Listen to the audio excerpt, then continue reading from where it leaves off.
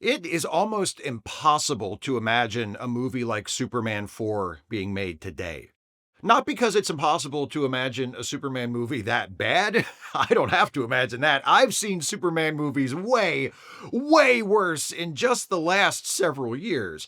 Making a Superman movie that is both good and popular with audiences is not as easy as it looks, apparently, because Warner Brothers has struggled mightily to get it right over the last 20 years or so. While this entire century so far has been a boom period for superhero movies, a boom kicked off with 2000's X-Men, shoved into a higher gear by Spider-Man 2 years later, and then finally launched into orbit by the Christopher Nolan Batman series and the Marvel Cinematic Universe a few years after that, the character that originated the entire genre, Superman, has failed to make much of an impression. Superman Returns, a film I still love and consider a creative high point of superhero movies, didn't meet the studio's expectations. Man of Steel did better, but the franchise it spawned, the DC Extended Universe, ultimately fell far short of the standard of commercial and critical success established by the rival Marvel Cinematic Universe and was closed up a few years ago in preparation for yet another reboot. Hey, if nothing else, at least the movies are comics accurate in that respect. That latest reboot, called simply the DCU, begins, as of the time I'm making this video, in just a few weeks with the premiere of James Gunn's new Superman film. What strikes me about this, in comparison to Superman 4, is how even though Warner Brothers has fumbled Superman repeatedly, at least as far as live-action would-be blockbuster movies go, it has never treated Superman, that character, that property, as anything other than extremely valuable. The studio recognizes that a good, popular Superman movie, a Superman movie done right in the eyes of a general audience, is an attractor of goodwill and prestige and a license to print money. And it is within that context that Superman 4 is impossible to imagine. It is not the product of a studio that values it. Superman 4 is a junky and slapdash film. It feels as though the whole thing is held together with scotch tape. And yet, as unbelievable as it seems to us today, in 1987, when it was produced, Superman 4 made sense. It was the third sequel and fifth film overall in a series that was just about out of steam. The first Superman film was a massive hit and became the top-grossing film of 1979 in the United States. It opened in 1978, but in December, so it made most of its money in 79. The sequel, Superman 2, was a less massive hit, but still finished as by far the top-grossing film of 1981 in the US. Then along came Superman 3, and not so much. If you actually look at its domestic box office gross compared to other films that year, it's not terrible. It's actually very good, by no means a bomb, but it finished at number 11 for the year and grossed almost $50 million less than its predecessor. The Salkinds, the father-son producing duo who owned the movie rights to Superman, saw their Superman movie not only get mostly terrible reviews, but also make less money than National Lampoon's Vacation, Mr. Mom, and Staying Alive. Then followed that up the next year with Supergirl, which made only a quarter of what Superman 3 did, and said, well, Superman was nice while it lasted, and sold the rights to Golan and Globus, the co-owners of low-budget schlock factory Canon Films. Can you imagine Disney seeing the disappointing box office performance of Solo, a Star Wars story, and deciding to sell the rights to future Star Wars movies to Bayview Entertainment? Because that's basically what happened. And that's how we got Superman 4. Yet, despite how bad it is, and it's easily the worst of the Christopher Reeve Superman films, it is, in certain ways, also the most fascinating of those films, and the most tantalizing what if. And I admit, I've always had a soft spot for it. Christopher Reeve was the first live-action Superman I ever saw. He'll always be my Superman. And though a VHS copy of Superman the movie was the first Superman movie I ever watched, Superman 4 was the first Superman movie I ever got to see in a theater on the big screen. My mom took me to see it at the movie theater at the Valley Mall. Even back then, it was an old, run-down theater with 3 screens and a small lobby with a concession counter and a few arcade games. It doesn't exist anymore. The mall expanded and replaced it with a much larger, much nicer movie theater with 16 screens, which is where I'll see the new Superman movie when it comes out soon. Everything changes and nothing changes, I guess. Anyway, I saw Superman 4 on the big screen and I loved it. Of course I did. I was 7. Superman fights another superpowered bad guy. On the moon. Superman rescues cosmonauts from a disaster in Earth orbit. Superman plugs a volcano with the top of a mountain. Superman saves the world from nuclear war. What's not to like about this movie? When you're 7, I went bonkers for Superman 4. When my family got our first VCR the following year, we were late adopters. We didn't even get cable TV until I was in high school. Superman 4 on VHS was the first movie we watched on our new VCR. I insisted.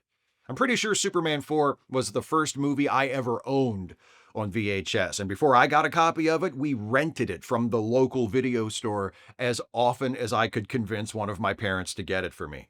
Right around that time, my mom got a job at that video store, and one day she came home with a Superman 4 poster. It went up on my closet door in my bedroom and stayed there for years. I got the Superman 4 novelization and must have read it a dozen times. I got the Superman 4 comic adaptation and read it until it fell apart. This is not my original copy, obviously, nor is this. My childhood copy of the novelization fell apart too. I read it to death. It was my favorite Superman movie. As I grew up, that changed. I saw it through eyes that were older, more mature, more sophisticated, and I use that term in an extremely relative sense. And I realized that, actually, it's a pretty rotten movie. My affection for it remained, though, and remains to this day.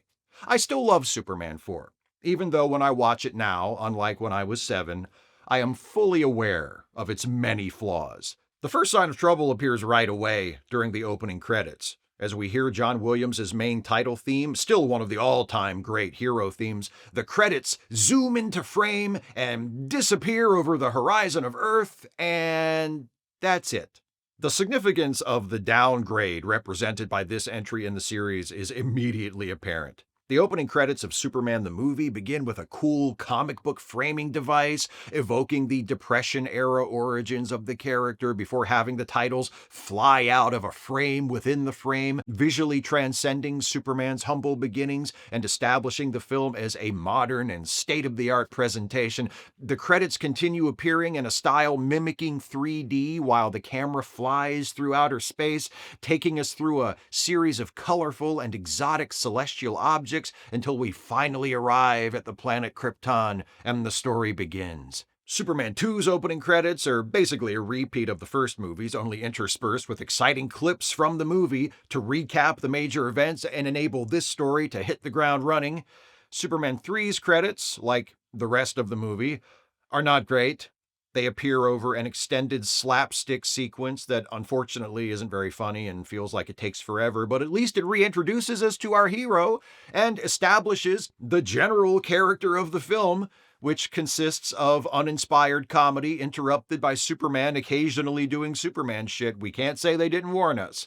But the credits of Superman 4, a static image of Earth, and the titles flying from the foreground into the background. Even the trailing effect added to the titles looks less impressive than it did in the earlier films, like the words are leaking as they bounce lazily behind the curve of the planet. Even the Superman emblem looks as basic as it possibly can. This is the only film in the Reeves Superman series to use the same design as the comics for the main title. Seeing that title design in a movie is cool, I guess, even if it doesn't match the aesthetic of anything else in the movie, much less the series. Speaking of the aesthetic of the movie, we get introduced to that right away, and if I could describe it in a single word, that word would be cheap. Or maybe cheap ass. Can I count that as one word? If I hyphenate it? In the first scene, we meet a crew of Russian cosmonauts in orbit, one of whom is carrying out a spacewalk while singing the Frank Sinatra song My Way in Russian. Then, out of nowhere, a huge chunk of space debris crashes into the poor guy, sends him hurtling off into the void, and starts the spacecraft spinning out of control. This looks like a job for Superman, who arrives on the scene through a simple composite shot that will be reused too many times to count over the next 90 minutes. The original Superman film was marketed with the tagline, "You'll believe a man can fly." The producers of Superman 4 said, "We'll see about that." Superman steadies the spacecraft, returns the cosmonaut safely to his crew, delivers a friendly line in Russian, and flies away. And that is the pattern by which most of the Superman-related action in the film takes place. Something completely random happens for no reason. Superman shows up and fixes it, and flashes a smile and delivers a few kind words and flies away. There's another pattern that develops as the film goes on, characters doing the same things they did in one of the earlier films. Superman finds a green crystal in his barn. Superman uses the crystal to restore his powers after they have been lost. Superman gets advice, which he will ignore, from giant heads in the Fortress of Solitude. Superman gives a little speech about the reassuring safety record of the mode of transportation he just stopped from crashing. Superman and Lois Lane take a romantic flight together. Superman erases Lois's memory of his true identity by giving her a magic kiss. Lois is learning French. For some reason, the creators of Superman 4 decided she's learning French should be Lois's only other character trait besides she loves Superman. Nothing makes a new entry in an established series feel more creatively bankrupt than just showing us characters doing the exact same shit we've seen them do before. Right, Star Trek? Because of this reliance on having characters revisit memorable beats from past films, much of Superman 4 has the vibe of one of those tribute segments they do on award shows sometimes, where 20 years after the show ended, the original cast of, say, a hit Broadway show or a beloved sitcom will come back and do a musical medley or play a familiar scene or something like that. And it delivers a nostalgia hit and maybe gets some respectful applause from the live audience, but also it's kind of sad because the energy isn't there and everyone is just going through the motions and they all look older and tired. A lot of Superman 4 is like that. Only it's not 20 years later, it's less than 10 years since the first Superman movie. Can you believe that? In less than 10 years, the series went from Superman the movie to Superman 4. For a comparison, if the currently scheduled release date holds, Tom Holland's fourth film as Spider-Man will come out next year, 9 years after his first film as Spider-Man. 9 years! The same length of time there was between Superman the movie and Superman 4. 9 years was a lot longer back then. Speaking of bringing back the old actors to do their classic bits, Gene Hackman, somehow, is back as Lex Luthor, and he's playing disappointing new arrangements of all his hits from the first two films, like pulling off a wacky prison break, bickering with his dim-witted sidekick, this time that's his nephew Lenny, played by future Lex Luthor John Cryer, pursuing an outlandish supervillain scheme designed to make him rich, which crucially involves missiles, luring Superman to his hideout by threatening an act of terrorism he doesn't actually intend to carry out, calmly bantering with Superman before trying to kill him, sending superpowered villains to fight Superman, getting dropped off in prison by Superman at the end of the movie. What is Gene Hackman doing here? I'm not complaining. He's one of the better parts of the movie, but what is Gene Hackman doing here? I know what brought Christopher Reeve back. He co-wrote the story, and Golan and Globus paid him a ton of money and agreed to produce another film he was starring in, Street Smart. But what was the draw for Hackman? How much of the infamously paltry budget did they have to shove into his pocket to get him to not only reprise Lex, but also dub the voice of Nuclear Man? Also, what was he like on set? Hackman had a reputation for being difficult. Not because he was a dick, but because he was very serious about his craft and he held himself and the others he worked with to very high standards. Was he just constantly angry? Or did he show up on his first day, take a look around, realize it was a lost cause, and just decide to take the money and have some fun?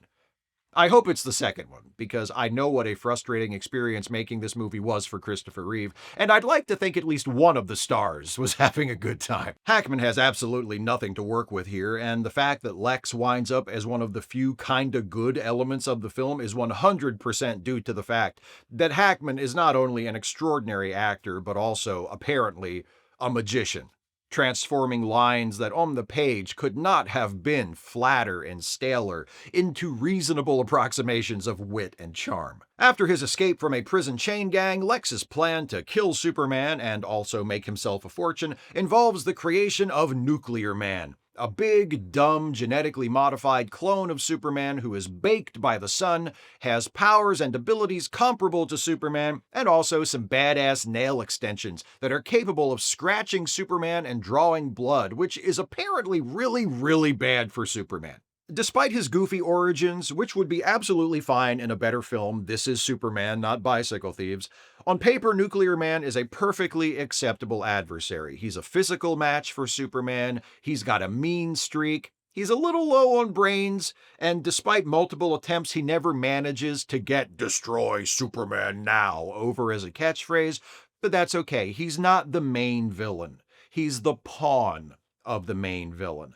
The only thing that really undermines the threat he presents is the fact that he instantly loses consciousness the moment he's out of direct sunlight. Yeah, his only weakness. The shade. Superman's only weakness is kryptonite, the radioactive remnants of his destroyed home planet. A contrivance, sure, but a contrivance wrapped in the cruelest irony, a piece of Superman's lost home that will kill him if he touches it. When the writers of Superman 4 were creating Nuclear Man as Superman's evil opposite, and they got around to contriving his weakness, did they come up with something as good as kryptonite? No, they came up with, what if someone draws the curtains? The creation of Nuclear Man is a byproduct of Superman's crusade to end the threat of nuclear war by personally collecting and destroying all of the world's nuclear weapons. That way, no one will ever have to worry about some unstable crackpot like Ronald Reagan destroying humanity with the push of a button. At one point, we see that he's gathered a bunch of them into a big net out in space. You know the movie's subtitle, The Quest for Peace? That's what it's talking about. I take it Soups, Coops, Kooks, Nukes was deemed too unserious for a film of such gravitas. Once Superman decides to grab up all the nuclear weapons, we get some cool sequences. Again, relatively speaking, of Superman intercepting missiles in midair, flying them into space, shoving them into his giant net, and then flinging the net into the sun. The problem with this sequence is that what Superman's doing doesn't make any sense when you think about it. I'm not talking about getting rid of the world's nukes. That makes a lot of sense. I mean the way in which we see him doing it. He's only grabbing nukes that have already been launched. For tests, Soups, don't worry about those. They're already spent. They're off the table. Smash into those big-ass subterranean silos and get the ones we're stockpiling. I want to see those scenes, with Superman hauling nuclear missiles out of the ground two at a time, a few doofus soldiers on guard duty shooting at him until a commanding officer runs up and yells, "Hold your fire, dumbass! You'll hit the warhead!" Do you see how much better this could have been? The plot of Superman 4 is awkward, clunky, and feels stitched together, probably because it is stitched together. The original cut that was screened for test audiences was 2.25 hours long. This version was hacked down to 90 minutes for the wide release. Though allegedly Canon Films insisted on the shorter cut, hoping that the movie would be popular and theaters could run it more times per day, thus increasing the box office take, some of the scenes they cut out have since been included as special features on home video releases of the movie, and having watched them, I'd guess the real reason they were removed from the movie is because they're fucking terrible. Like, really terrible. Worse than the scenes that are actually in the movie. That bad. The deleted scenes that have been released are mostly filler and bad comedy. There's a whole sequence featuring a first version of Nuclear Man that is played entirely for laughs and is unfortunately not funny at all, and you'll never convince me the movie would be better with that sequence left in. One exception being this scene depicting Superman's initial rejection of Jeremy's request to get rid of the world's nuclear weapons. It's not a bad scene, and it's brief, and it shows Superman declining Jeremy's request in a gentle, thoughtful way.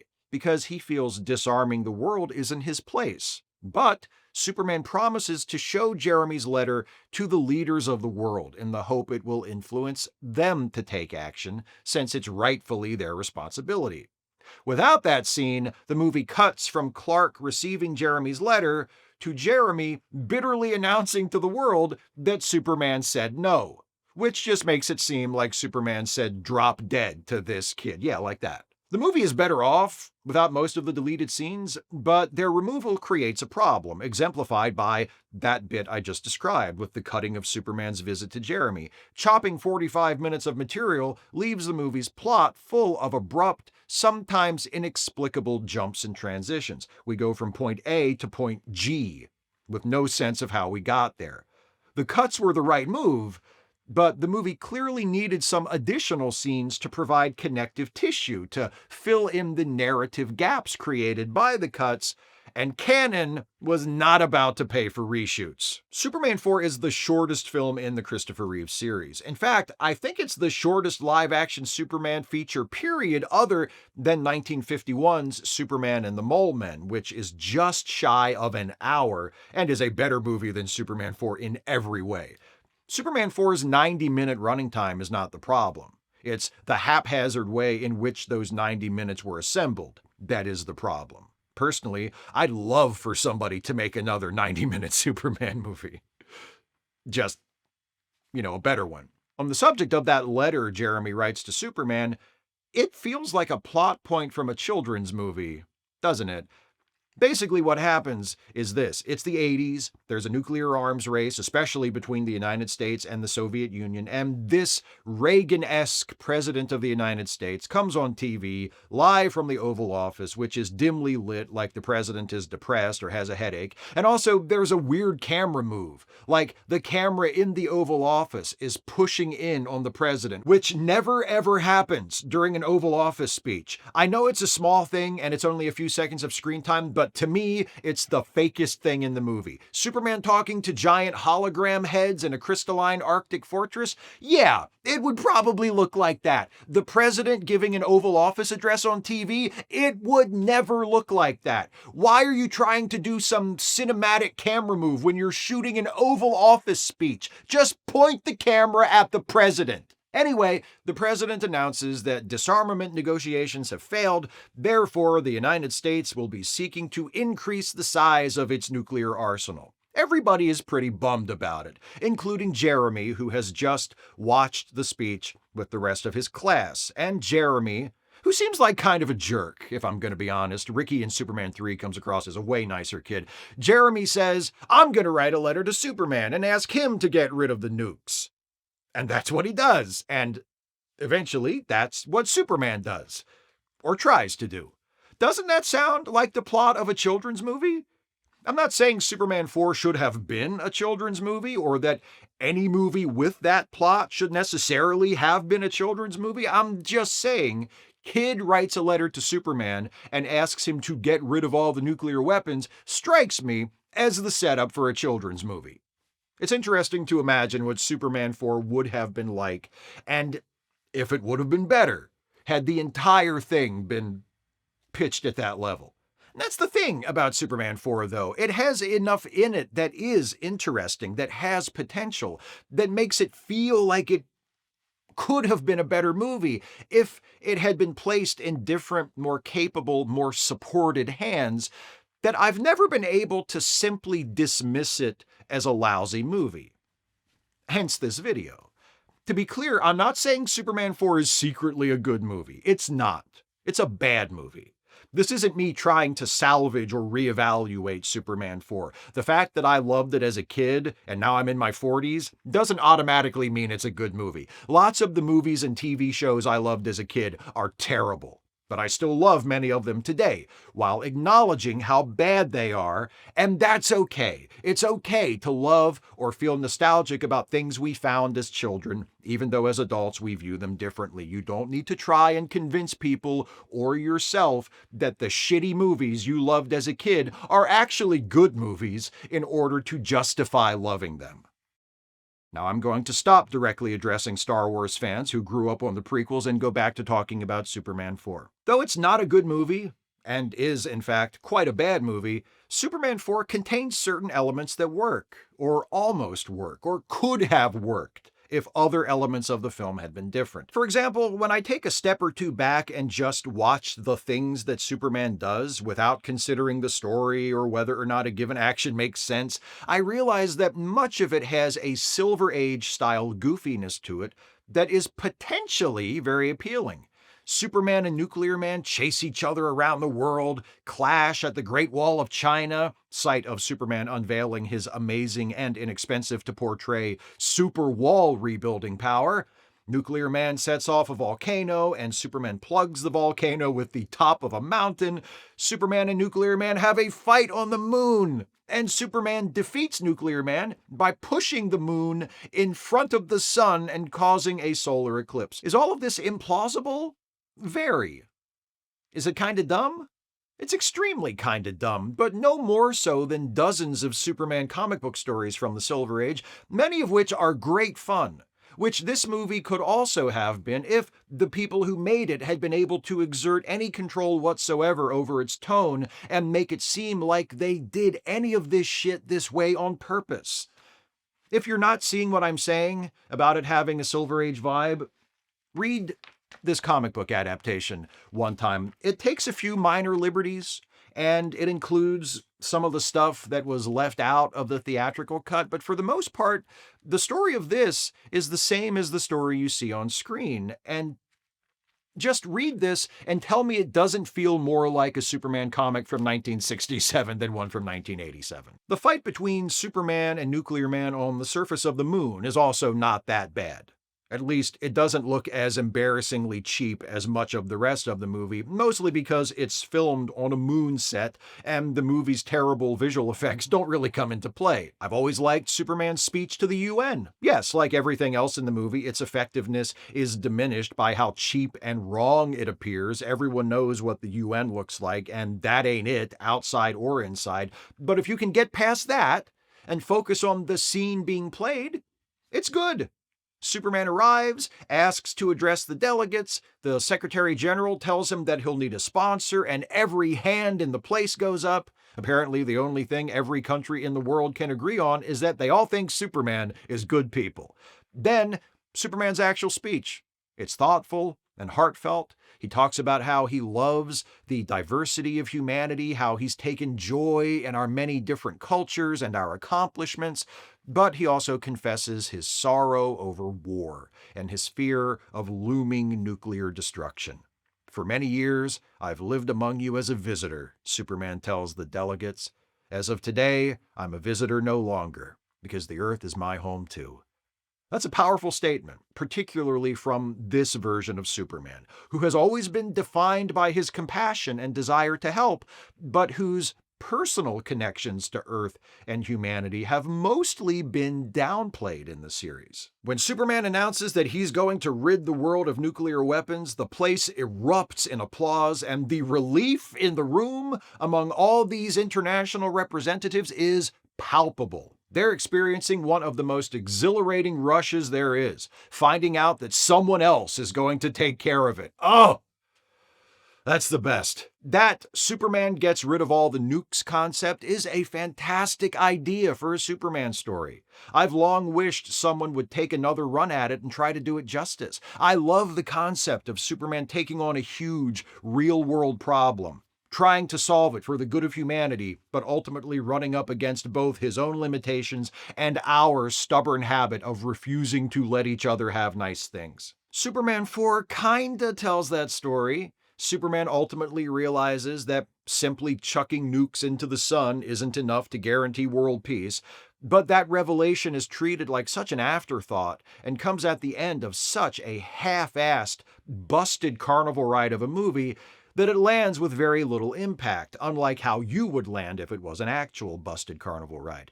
Incidentally, Paul Dini and Alex Ross do something similar to what I wish Superman 4 had done in their 1998 giant-sized one-shot Superman Peace on Earth. In that one, the problem Superman tries to solve is not nuclear proliferation, but world hunger. But it's the same concept I was describing. Superman trying to fix something that obviously needs fixed and running into opposition from people who are too caught up in their own comparatively petty and provincial bullshit to allow him to fix it. Though Superman 4 is not a very smart movie overall, and most of its attempts at humor fall flat, there are little touches of satire here and there, some of it quite grim, like when we hear a snippet of the leader of the Soviet Union giving a speech about increasing his country's nuclear stockpile, and the translation is word for word the exact same speech we earlier heard from the President of the United States. It's not exactly cutting-edge political humor, but I do wish more of the movie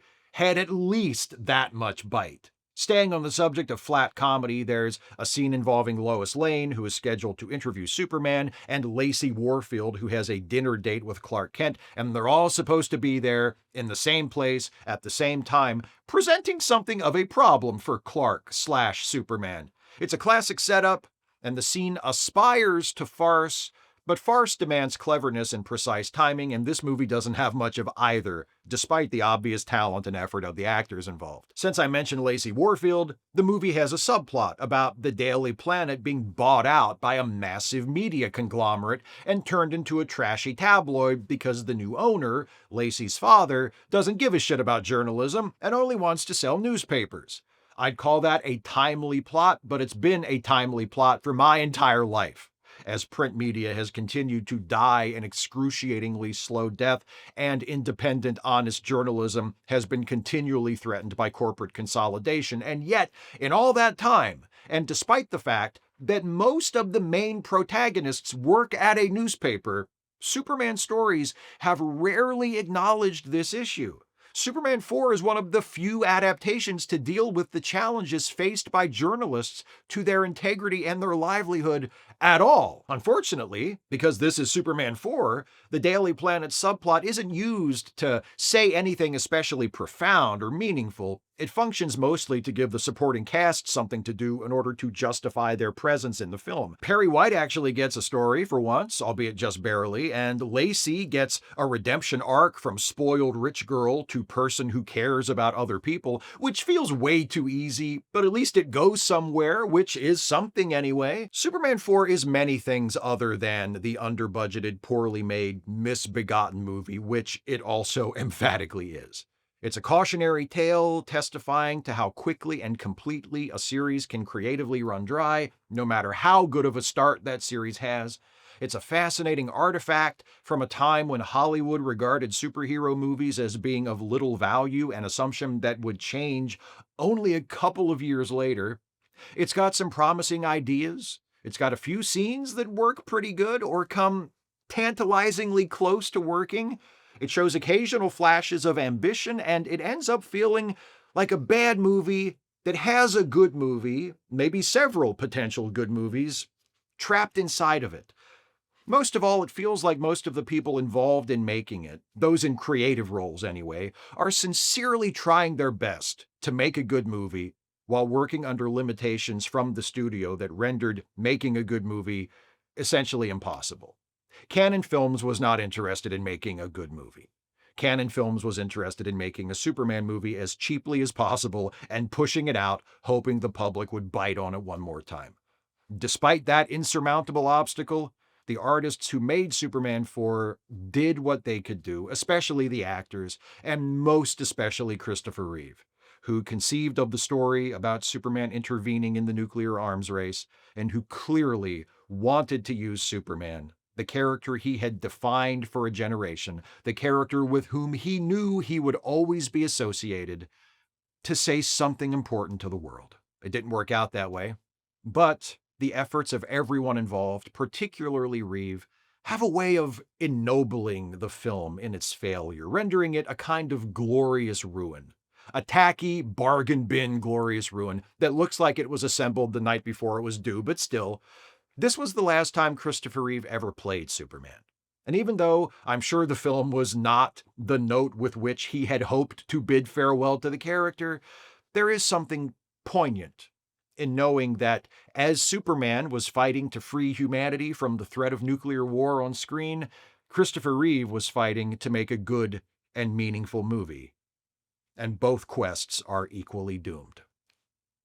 There's an unfinished original ending to the movie where Superman flies into outer space carrying Jeremy, that peevish little shit. I'm sorry, good on him for wanting world peace, but that kid has an attitude problem. Anyway, Superman flies Jeremy into space to show him what Earth looks like the way Superman sees it, as one world without artificial borders.